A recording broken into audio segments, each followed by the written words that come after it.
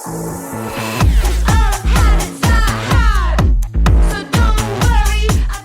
up? I'm Nala. I'm here on Groove Cruise with Neon Owl. Hi guys, it's Elaine here with Neon Owl. We are on board here on Groove Cruise with the one and only Nala. How's it going? Oh, it's going good. I mean, this is like my first time doing something like this, So, have you been on a cruise before? Yes, in college. Okay, so have you been on like a dance festival cruise before? I have not. Okay, so what are your thoughts? How have you prepared for the next 4 or 5 days on board? I'm just like mentally preparing myself mostly, and just like preparing myself to like try and get as much sleep as possible, things like that, because I feel like this is like kind of like a 24-hour endeavor, it seems like, based on what I've seen. So I'm just, trying to like maintain a balance right now. Okay, so we'll see how that goes, because I've been on like, I want to say 5-6 cruises, and the sleep situation, I don't know. I hope you brought earplugs, because people will be like, I do have earplugs. Party time, and I'm like, shut up time. Oh gosh. Yeah. Yeah, I mean, I think like I'm still getting like acclimated, so maybe in like a couple hours I'll be more like mentally prepared for like what's about to happen. Yeah. Yeah. So I would love to start with what's something you're grateful for in this moment? Oh, definitely my team. Just because, I mean, like, without them, I don't think I would have been able to get to where I am currently, which is great, because then I'm also grateful for the fact that I can, like, create music and people can hear it. Mm-hmm. But just given, like, the climate right now, I feel like it's great to have, like, a team that has, like, a big platform, you know? Yeah. So it's been really great, like, working with my manager and my agent and my label. So I mean, you've been doing amazing. You've been, like, literally everywhere. Like, everywhere I look on social media, shows, you've been there. So tell us a little bit about the journey. I know you got started young, but run us through like the journey and the last few years and how that's been going for you. Yeah, so I started as a local DJ in Miami when I was going to college at FIU. There wasn't much of like a college scene in Miami, so naturally I found myself at a lot of like nightclubs. And typically I would find myself at like the underground like house music and alternative music clubs. And I fell in love with it. Yeah. I went to Miami Music Week and I was like, what? This could be a job? So I was like, I have college. I was like, I'm going to pursue like PR. I was like, I don't know, anything. Yeah. And I got into it, and then PR turned into events, and events turned into DJing, and DJing turned into music production. And for like a lot of like my career thus far, I was just like a local DJ. Yeah. So I was doing like I'll do like several local clubs in like Miami, and then LA, and then New York, and I would just do like that. And it was exhausting. There were times when I would play like 8 parties in a weekend, right? Mm-hmm. And I would just like go.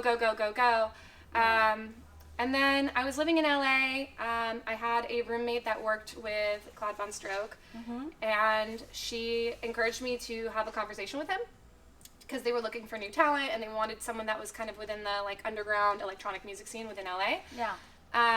So I had a conversation with him and we hit it off, and that was a month before COVID started. So as soon as we hit it off, I had like a lot of plans to play some of the Dirty Bird barbecues that year and like camp out.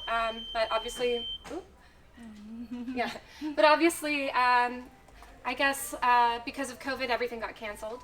So as a result of that, like things, I guess I had to adjust, right? So one of the ways I adjusted was I started with my live stream on the Dirty Bird channel, which was called TV Party. And it was like this mix between like the LA underground and like the Dirty Bird fan base. And I did that for like a year through the pandemic when like everything was shut down. Also, at that same time, Barkley had kind of like tasked me to produce as much as humanly possible so that I got really, really good at it while I had the time and I wasn't like getting booked. And just DJing 8 times a week. Right. Like, and it was cool because with TV Party, it wasn't like I was playing for a crowd really. It was like internet users. So it kind of helped me like hone in my DJ sets and like it helped me figure out like my specific style in the year and a half that I was doing it.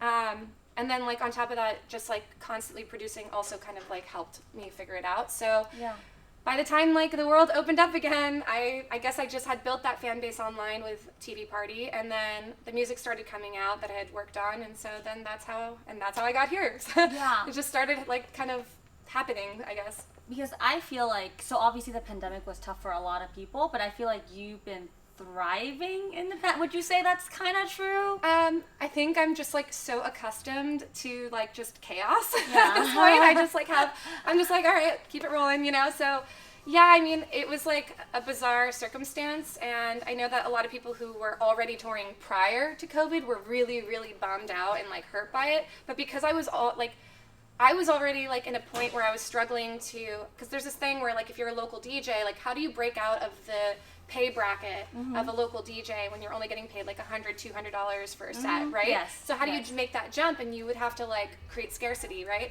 So what better way to create scarcity than a pandemic where all of a sudden anything I've been playing is now distant, and now I have like this new.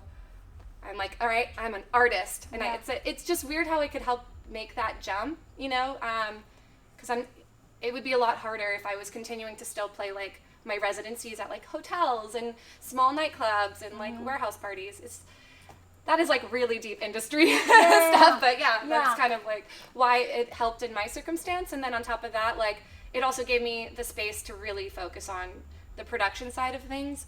And on top of that, I had a really wonderful mentor who has been in the game forever, and he was really able to coach me because he also wasn't really touring. So it was just like serendipitous kind of. Yeah. What's been your favorite moment DJing, like ever? And then what's been your favorite moment in the last year or so?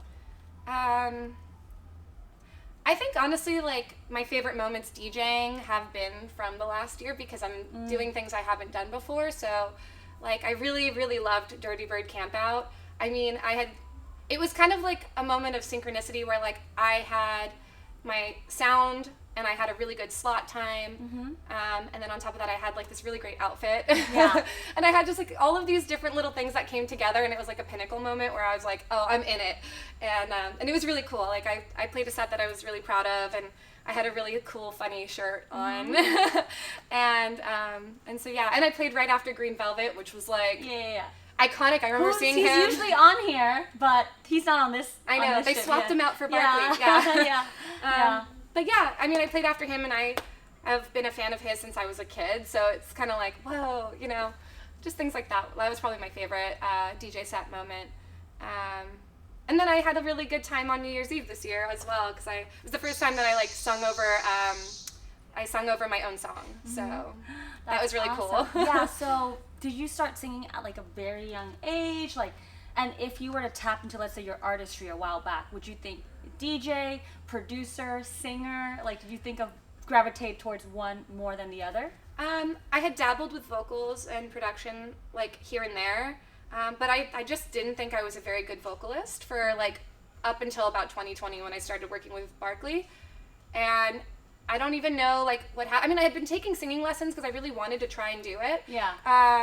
But like I was just not accustomed to like what I sounded like, and comparing it to like the sound of electronic vocalists at that time, and even just pop vocalists, everything was very like pristine and clean. And somehow I found a way to like bring back a more like a alternative approach to vocals, which is kind of me like yelling and talking and not being like a perfectly tuned, you know? I saw like some recent Instagram like clips of you.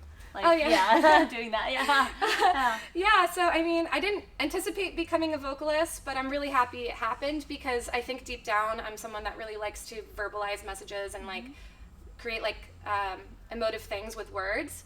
And so that was really awesome. And like the production side of things, like I also really love doing. But I just like being like that like front and center vocalist kind of. That's just something that like it just like clicks with me more. Yeah. And then the DJing part, I've always like been in love with DJing. I mean, it's all part of the package, you know. Yeah. Who's been some of your bigger influences? Oh gosh, I really love just like female-led punk rock groups. So like the Riot Girl movement with like Bikini Kill and La Tigre is like one of my favorites, especially when I was growing up, and like especially like within the electro indie era, which was like my childhood era of music. That's like been my favorite, and so I guess like I would say like, you know, like I don't know. I used to really love like Gesaffelstein and yeah. yeah, and like but then I also really loved like Yella and like so there was just like that indie electro movement in like my teen years mixed in with like house music and acid house and techno. So that I kind of try to like bridge both of them. I don't know if there's I love Soulwax. I love LCD Sound System. Those are like usually my go-to. Nancy Wang is my favorite, so yeah, I don't know. Yeah. I like when women yell over electronic beats. I think that would be like the formula. That's the thing. If you're a woman and you're yelling, that's her jam. Yeah, I'm downloading it. We're playing it. So yeah. I want to talk about like Yo-Yo Girl a little bit. Like, tell us gosh. about how that came about. That's random. Yeah. Well, so when I first started DJing, I was in Miami, and I had already like developed relationships with a club promoter for Bardo, Miami. It was like a small lounge. So I asked him, I was like, hey, listen, I really want to learn. Could I practice on the equipment before the club opens? So I did, and over the course of like a couple of weeks, I was able to like get the hang of like CDJs and stuff like that. And then I started playing a bunch of gigs, and then I started talking to that same promoter, and I was like, hey, you know, it'd be really cool if we like did this for other women.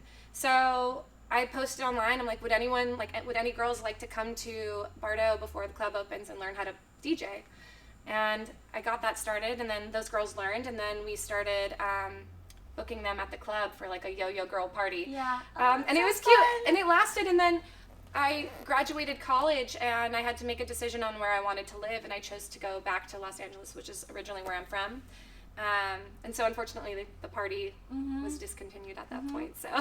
It's okay, maybe we can create some sort of virtual edition or Yeah, bring well- it back eventually, or maybe in LA. Well, I mean, I think actually LPGOB is doing that right now with Femhouse, and she has like Mary Droppins is doing a virtual DJ lesson, Yeah. and I think that's great. Yeah. I mean, those are definitely things that are necessary, especially when there was like, especially in Miami at the time, there was just like such, there was like, I feel like 5% of the DJs were women, so I was like, we need more, you know.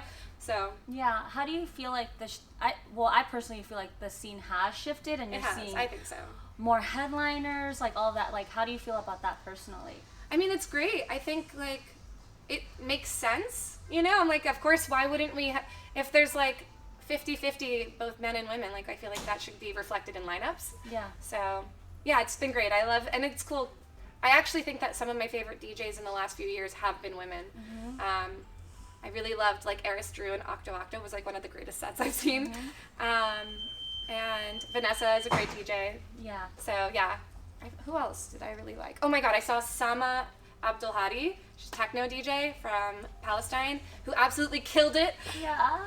I had like she's like fangirling. I had like an existential moment at Club Yeah. Space last weekend watching her perform because it was so emotive and powerful, and you can just like see like the history of that person in a set. When you see that, then you're like, oh, this is like real authentic music, you know? Yeah. And I don't know, it's just like kind of intangible when it gets to that point. But yeah, she absolutely slayed it, and I became like a mega fan. I was like, Clearly. yeah. So where do you draw inspiration from when you're making your music? Definitely like, again, like LCD Sound System, different styles of like punk rock from women, and Soulwax and stuff like that. So like I'll listen to those kinds of references, and then I'll go in and like write. My topics though are always very like freestyle-y, like subconscious, like I just start talking on a microphone and then like lyrics come out, and then I'll just like formulate thoughts, and then it just like happens organically. Sometimes like I'll have the conversation with someone and they'll say something and I'll be like, ooh, that's an interesting subject, and I'll type it in. I'm gonna write a song about it. Yeah. But it's, yeah. So it's like either like me just like thinking out loud, like, thinking out loud, or me rinsing LCD Sound System and then going in with that in mind. Yeah. Okay. Who or what set are you looking forward to here on Groove Cruise? Probably Sophie Tucker, because they're friends of mine. Okay. And I just like Yeah, love you're playing them. you're also playing. Yeah. Yeah, and they're friends of mine. I played with them like a couple years ago when I was still a local, and I played with them in Miami during Art Basel, and that's how we met. And I was going to New York the next weekend, and the day I land, I was supposed to be staying at Tucker's because he was going to go out of town, and he's like, "Oh, hey, so sorry, we're not leaving town anymore because we just got nominated for our first Grammy." And I was like, "You're like, oh." I was like, "Oh, we're celebrating then." Yeah. So it was really cool, and like I've just been kind of like friends with them ever since, and it's been really cool to see like where like when I played with them at a Soho house versus like now they're like massive, you know. Yeah. So it's been cool, and I just they're really fun people too. So Yeah. I think that's like who I'm looking forward to most. Okay. And then since we're here, I'm going to give you a few just random questions related to Groove Cruise. If you were the captain right now and you can sail to anywhere in the world, Ooh. where would you go? And I guess we're all going with you. And like it wouldn't take like a million, like it wouldn't take like 3 months to get there, right? Like it would just we'll be there in 2 days. Okay. Okay, so probably like Bali or Thailand or like. Oh, I love those places. Yeah, Yes. me too. Oh, yeah, oh my gosh. Like, just probably like Southeast Asia. I feel like that would just be really beautiful. Mm-hmm. I love the You could culture. totally play like a set in the jungle or Oh, something. that sounds so I nice. know, yeah. I mean, Costa Rica's really pretty too. Like Yeah. maybe like some other islands. I really haven't been. Like I've been to Bali and I've been to the Bahamas, but I haven't been anywhere else. So I would, I guess, like I'd be appreciative of anywhere at this point. Oh, okay. If you got stuck on an island, but you got to bring 3 things in your bag, what are those 3 things? Oh, and I'm assuming there's like food and water and stuff like that already. Okay, You food, can water. gather food. Like definitely food and water would be 2 of the things. And then maybe like, I mean, I don't know. Like, is there electricity there on this No. island? Okay, so I'm like really just like living out survival mode. Yeah. A cell phone with enough battery to call for help. I mean, I don't know. A cell phone with an extended battery pack. Yeah. I'm like, this does not sound enjoyable. Okay, if you could only bring 1 person with you to that island, who would that 1 person be? Oh wow. Oh no, I don't know. Like, maybe like a hot guy. I don't know. Ooh, that's a Yeah, like good a one. hot celebrity guy. I don't know. That sounds good. Hopefully you don't get annoyed. I know, right? I have no idea. I don't even know these people. Yeah. I honestly have no idea. Yeah. Maybe my friend. Maybe Yeah. Nikki. I'll bring my tour manager, Nikki. She can get us off the island. Sail us out of there. Yeah, she'll build a boat for us. So at Neon Owl, you know, we're all about giving back, you know, connecting people with different nonprofits and causes around the world. Is there something that you care about that's close to your heart, or something that you feel like people should pay more attention to in this moment? Wow. Yeah, I mean, there's like, I care about multiple causes. My two favorite like charity organization, off the top right now is End Overdose, just because there is like such a crisis going on with like fentanyl, and I am like just like deeply affected. I feel like I get so emotional about it. I'm like, no, people are getting sick and not doing well. So Yeah. End Overdose is great, and I think they're like doing what the best we can do given the circumstance. That's like a whole other topic. And then I really like the ACLU because they fight for so many other causes, like so like everything from women's rights to just like human rights in general, you know. Yeah. So I do like those two. And then I'm also like a mega environmentalist. So I mean, I just could go on forever. Just like, I have not 1 cause, but 20. Yeah, I'm like, I just want the world to be a better place. So Yeah. And for everyone else watching out there, maybe there's aspiring artists, DJs, producers out there. What kind of advice do you have for them to either get started or keep going? Because it has been a tough time for a lot of people. Well, I mean, if they're already like if they've already started, I mean, I think the number 1 thing is to just keep going, and like keep meeting people, because you just never know which person is going to somehow give you the opportunity that you were looking for, and just keep going. It's really like, I mean, when I was still a local DJ, I met Blessed Madonna and her tour manager at Club Space. I was backstage or like in the booth or whatever, and I was talking to her tour manager, and I was just kind of talking about like what I'd been like doing, and you know, I'm like, yeah, it's, you know, I'm a local, I'm trying to figure out how I'm going to break through the industry. And he told me, he's like, listen, you just have to keep going. It took Maria, that's her name, like 20 years before she got her break.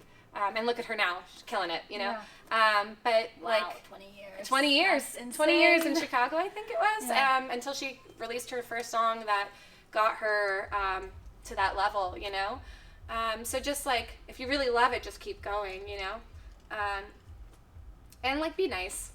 Have a good message for everyone, you know. I think like people, it's very easy to get caught up in your ego as an artist, because that's kind of like the primary place that you write from, and then also you kind of develop like, it's just really hard touring and stuff like that, so you kind of get like a little bit of a diva vibe sometimes, but just be nice, I think would be like the number one thing, and I always frequently try to remind myself that, to just be like, do you catch yourself?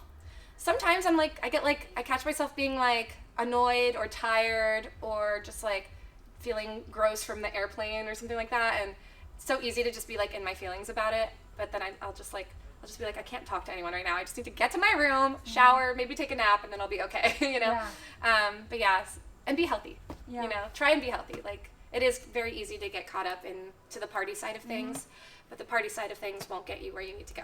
So I've got lots of isms at this point. Well, so what do you do then? Because you're busy, obviously. Now you're back on the road and all that. What do you do to stay grounded and healthy? And healthy. I mean, just like taking it slow is really important. You know, it's really easy to get caught up in like all the fun, especially when you're around your friends who are encouraging you to like party. You know, they're like, drink. You're like, I'm like, no. Yeah. I mean, I think like just being a little bit more cautious and taking things slow is important. I mean, for me personally, like, especially when I'm home, I do like hot yoga, and that's like that is my thing. So just like finding some sort of like exercise class or like just one habit that you can use as something that keeps you grounded is really important. Therapy is really important. And when I'm on the road, just like having friends you can like bitch to, you know, just be like, oh. And then they're like, it's okay, cool, it's fine. I mean, even Nikki, just having Nikki on the road, sometimes I'm like, everything's miserable. She's like, it's fine, we've got this, we're here, we're gonna get it done. And I'm like, okay, whew, you know? So. Yeah. Awesome.